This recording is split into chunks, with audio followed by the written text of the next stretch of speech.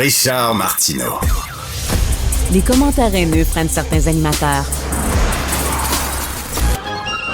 Martineau s'en régale.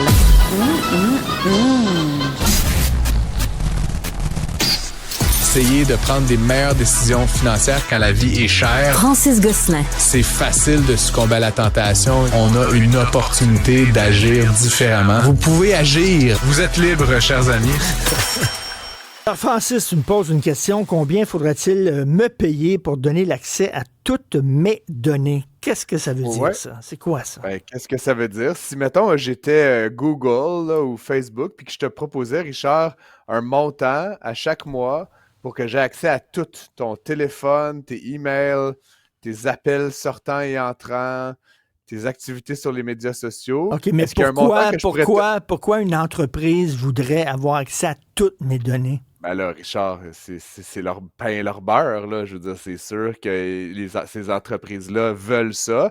Actuellement, ils offrent des réseaux sociaux, puis ils font un mélange d'espionnage, puis de suivi de cookies, là, puis d'autres affaires. Mais c'est sûr que si une entreprise pouvait avoir toute ta vie numérique en matière de données, il serait certainement prêt à payer un certain montant.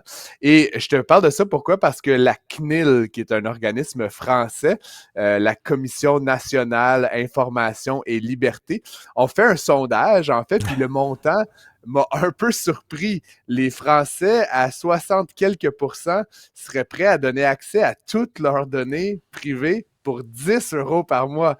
Je sais pas, mais moi, il me semble que mon chiffre à moi serait un petit peu plus gros, personnellement. Je sais pas toi, mais tu sais, des gens qui ont accès à beaucoup de choses, je trouve ça assez hallucinant quand même là, comme réponse. Bon, après, j'imagine qu'il y a des gens qui trouvent que ça n'a pas de valeur, leurs données, ou qui ne comprennent pas nécessairement quels sont les enjeux. Mais c'est sûr que de donner à une entreprise privée la mainmise sur l'entièreté de ce que tu fais sur le web, c'est quand même périlleux, j'ai envie de dire. Puis c'est quand même très invasif, là aussi, Richard. Non, mais Francis, ça montre que les gens ne comprennent pas trop l'économie de ce secteur-là. Ils ne savent pas à quel point ils enrichissent ces compagnies-là, à quel point leurs données personnelles, ça vaut de l'or.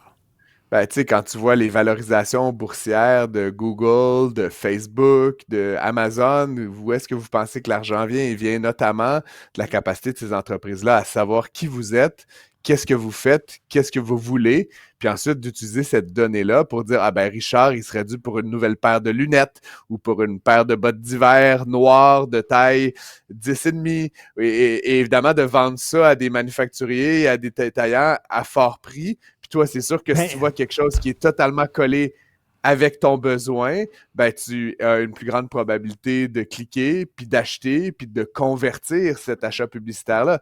Mais comme je le dis, actuellement, Richard, ce qu'il y a sur Facebook, c'est sur Facebook. Ce qu'il y a sur X, c'est sur X. Ce qu'il y a sur d'autres plateformes, LinkedIn, c'est sur LinkedIn. Ta navigation Google, tu sais, différentes applications de véhicules, etc.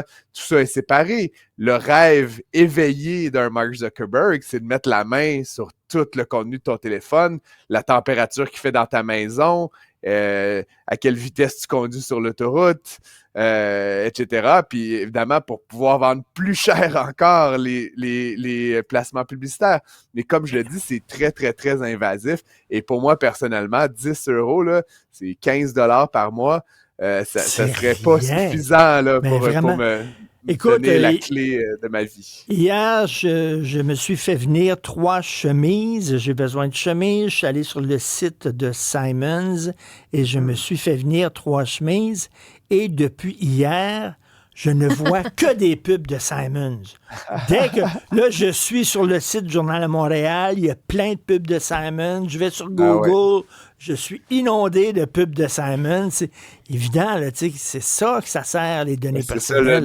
C'est ça le nom du jeu, là. C'est qu'en fait, on suit ton comportement numérique. Puis la période du vendredi fou jusqu'au cyberlundi, qui est aujourd'hui, c'est une période intéressante pour les acteurs de ce secteur-là parce que les gens sont beaucoup sur Internet et ils magasinent. Et même si tu n'achètes pas, Richard, tu vas aller voir des sites, tu vas checker le prix, c'est quoi la décote. On reçoit beaucoup plus plus d'infolettres avec des rabais depuis quelques jours, évidemment en raison de cette période commerciale très forte. Et ça, en fait, c'est comme de l'or pour les entreprises de marketing, etc., parce qu'elles ont accès à quelles sont tes préférences. Quelles sont les choses, Richard, que tu aimerais acheter, mais tu dis, je vais attendre que ça soit à 40%.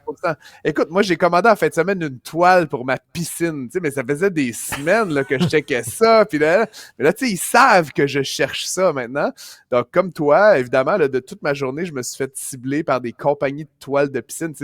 Et ce qui est un peu con, je vais t'avouer, c'est que je l'ai acheté, ma toile. Là, fait que ça sert plus à grand-chose de continuer à acheter de la publicité pour me convaincre. Comme toi, tes chemises, là, bon, peut-être t'en achèteras 3 autres cette semaine, mais mon point, c'est que c'est drôle des fois qu'une fois que t'es passé à l'acte, on continue à essayer de te vendre la patente. Tu sais, je les ai achetés, mes Christy de chemises. Arrêtez de m'envoyer des pubs de chemises. Là, c'est fait, là. Écoute, Hydro-Québec a perdu 300 millions de dollars dans Hilo et Evlo. Oui, effectivement. Ben, Hilo, on en parle, là, c'est une filiale là, qui permet de contrôler, à Hydro-Québec, de contrôler à travers un système de défi là, la température qu'il fait dans votre maison, en fait, là, grosso modo. Stéphanie, tu utilises ça, toi? Moi, je fais les crédits hivernaux. OK. Ben moi aussi, c'est ça que je fais exactement. Mais Hilo, c'est comme l'étape d'au-dessus, là, Stéphanie. Là. Moi, j'ai ce crédit hivernal, puis il y a le tarif Flex D aussi, là, qui donne un tarif pas cher, sauf dans les périodes de pointe qui est très cher. Grosso modo, il y a plusieurs systèmes, mais Hilo, c'est pas mal le top, c'est-à-dire que carrément, tu installes dans ta maison des thermostats. Ça permet à Hydro-Québec de monter avant l'heure la température, puis de baisser pendant les périodes de pointe la température. Et en échange de ça, on te donne une certaine remise. Là, on parle en moyenne environ 200 $ quand même par année là, pour ceux qui participent. Puis, en plus, c'est une bonne idée. C'est une bonne idée. Comment on peut perdre 300 millions là-dedans? Ben, en fait, c'est ça qui est drôle. Il y a actuellement 60 000 abonnés à Hilo, puis on souhaite chez Hydro doubler ce nombre-là cette année, là, donc avoir 60 000 nouveaux abonnés. Et pour ce faire, qu'est-ce qu'on fait? On donne les thermostats. Donc, grosso modo, c'est sûr que ça permet à la société d'État à long terme de faire des économies, certainement, mais à court terme, ça représente des coûts très, très, très importants. C'est comme un peu les cellulaires. Tu te rappelleras, à une certaine époque, quand on donnait, encore aujourd'hui, on donne le téléphone, mais dans les faits, pendant 2 ans, 3 ans, ben, dans tu finis par leur payer. Ouais. Dans le forfait. Maintenant, on les loue, hein, parce que c'est drôle, parce que justement, on parlait de rabais vendredi fou, Francis. J'ai succombé aujourd'hui. J'ai un nouveau téléphone cellulaire depuis ce midi, et pour profiter justement de l'aubaine qu'il y avait. Et c'est ça, on les loue maintenant, puis dans 2 ans, il faut que je le rapporte. Puis si jamais je le brise, ben il va falloir que je paye. Oui, ben c'est ça, effectivement. Donc, grosso modo, on offre une gratuité à l'entrée, puis en fait, l'objectif, je pense, le calcul financier d'Hydro-Québec, c'est que sur le long terme, l'utilisation de ces équipements-là, tu sais, parce qu'une fois que ton thermostat est installé, Richard, c'est bon pour 15 ans là, ou plus, ben, une fois que c'est installé, pendant la longue durée, ça va permettre et au ménage, mais surtout à Hydro-Québec, de faire des économies importantes en termes de puissance. Donc, oui, c'est des pertes très importantes pour ces 2 filiales-là. C'était d'ailleurs dans le journal ce matin. Je pense quand même qu'il y a un calcul de récupération de ces sommes-là dans le long terme. Je n'ai pas vu tous les détails, là, mais à mon avis, c'est un peu le sens de l'aventure dans laquelle se lance. C'est un peu particulier quand même. Devenant de compagnie de cellulaire, on peut comprendre que le monopole d'État se lance dans des comportements comme ça. C'est un peu singulier. Encore une fois, c'est pour le bien, pourrait-on dire, de la société d'État puis de la richesse collective des Québécois. Moi, je crois beaucoup à ça, la modération là, de la demande dans les périodes de pointe, parce que sinon, l'alternative, c'est de construire de nouveaux barrages, de construire de nouvelles capacités énergétiques qui coûtent très, très cher. Puis évidemment, toujours avec le fait qu'il faut inonder des territoires, il faut négocier avec les Autochtones. Donc, tu sais, c'est pas facile. Et donc, la partie la plus simple, peut-être, c'est justement juste par nos comportements de réduire un petit peu la quantité d'énergie qu'on consomme quand il fait très froid. Merci beaucoup, Francis. À demain. Salut. À demain.